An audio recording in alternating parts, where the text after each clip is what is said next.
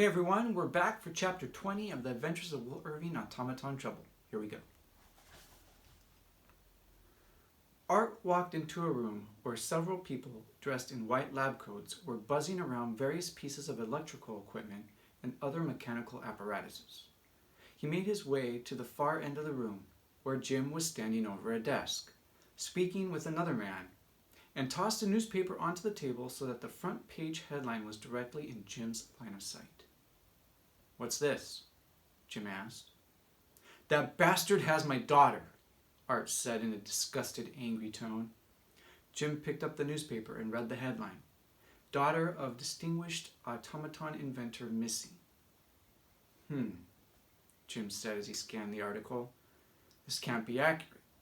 You told me she was going to be working on that research project till Christmas." "That's what she told me. Either she must have come home without me knowing, or Mo had her kidnapped from the research facility," Art replied. "Or this is just another example of bad reporting," Jim said cynically. "No, Jim," Art contradicted. "There's no coincidence. First I was kidnapped by Mo, then you rescued me, and now Claire's supposedly missing? It could just be a ruse," Jim noted, tossing the paper back onto the table. "If this is Mo's doing, then he could be trying to lure us in. What better way to get to you? Why don't you try calling her?" "I already did," Art said. "No answer at her apartment, but I left a message, and I haven't been able to reach anyone at the research facility. They probably already left for the day." "Keep trying," Jim suggested. "I will, but we need to do something," Art said impatiently. "I can't just sit around and wait knowing that Claire isn't safe." "You don't know that for sure, Arthur," Jim said reassuringly. "Patience, remember? You can't take unnecessary risks. That's exactly what Mo would want." "You saw what he did to me," Art said heatedly. "What do you think he'll do to her?" "There's nothing you can do," Jim stated firmly. "We can't risk you leaving anymore. We're only days away from completing our work. That's our answer. Finish and take Mo out for good." "What good will that be if we're too late to save Claire?" Art fumed. The room went silent as Art and Jim locked eyes. "Atticus and I will find her," Jim finally said. "When?" Art asked anxiously. "We'll leave now," Jim replied. "In the meantime, keep calling and let me know if you hear anything."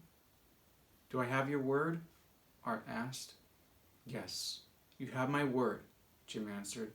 "I'll do my best to bring Claire back safely." "Your best?" Art questioned. "Honestly, what more can I promise, Arthur?"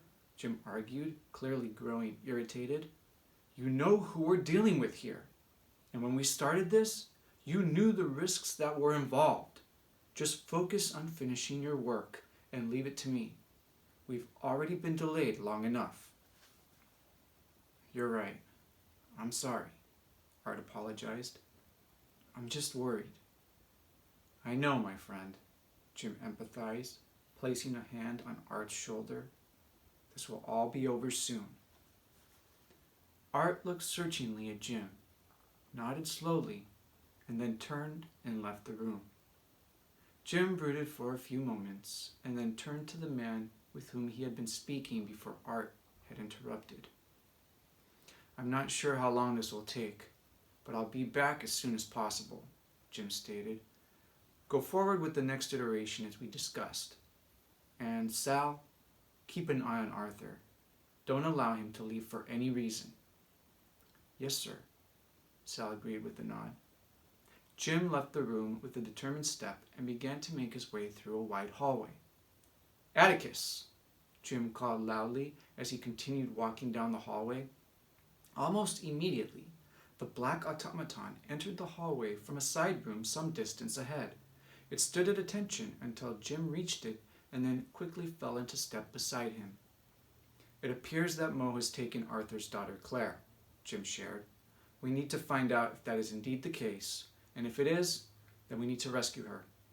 The ferrymans seem to have an unenviable penchant for being kidnapped." Atticus remained silent and kept pace with Jim until they reached a large garage where a number of vehicles were parked. They stopped near a small black car, and Jim opened the trunk while Atticus got in the passenger seat. Jim pulled out a dark hooded cloak and put it on. He then reached into the trunk again and removed a dark mask, which he placed over his face. Finally, he shut the trunk and got in the driver's seat. Jim started the car and began to drive rather quickly toward a large service gate at the far end of the garage. Armed guards stood on each side of the gate.